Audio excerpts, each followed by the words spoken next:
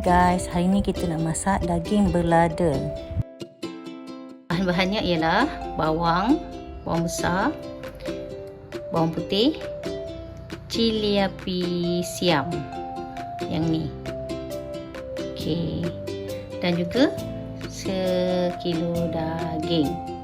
Okey, step pertama kita blender bawang putih, bawang besar dan cili api siam dulu. And then baru kita potong daging. Okey, lepas daging dah siap dipotong, kita basuh, cuci bersih-bersih, and then kita rebus sampai dia empuk. Okey, kita rebus daging di dalam pressure cooker. Okey, selama lebih kurang 24 minit. Okey. Jom kita masukkan dalam sambal. Okey.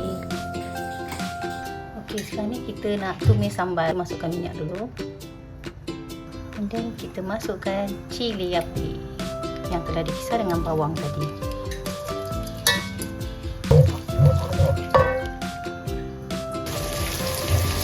Okey, sekarang bila sambal kita dah garing, kita nak masukkan garam dan perentas sedap untuk perasakan dia.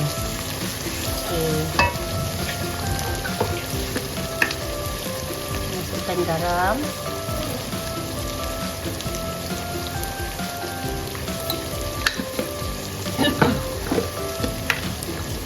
Perentas sedap, okey.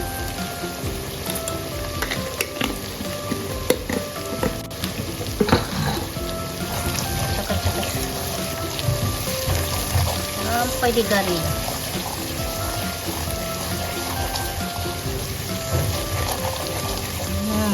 Sedap, bau pun dah naik, bau garing tu, cili tu.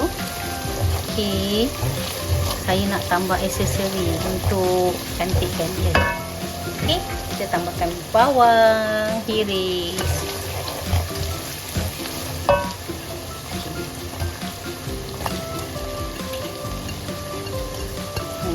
Saya nak tambah ni juga cili merah 2 potong. Okey, kita tutup api dulu sementara tunggu daging dah empuk. Okey.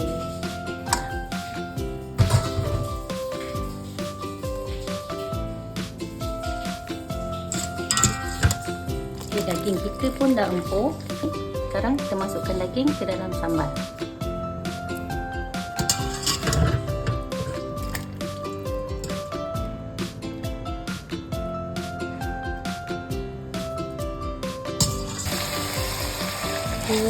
Kita kacau-kacau sampai daging itu sekata dengan cili tadi. Aroma pun dah naik, tapi kita nak biar dia garing sikit. Okey, dia garing sikit.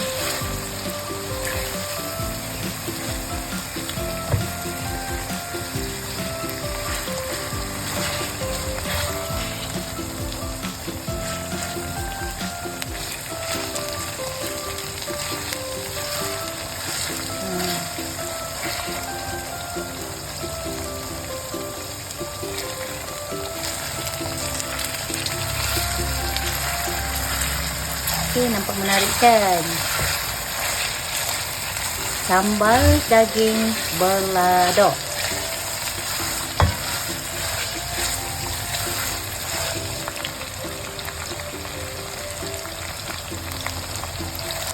Okey, sambal daging balado kita dah dapat garing dan kita boleh tutup api.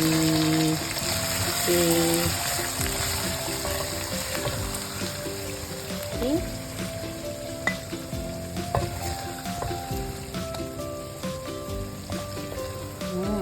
Nampak menarik dengan aromanya yang wangi. Terasa lapar.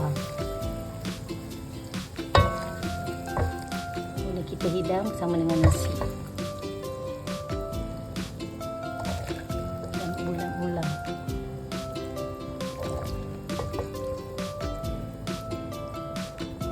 Okey.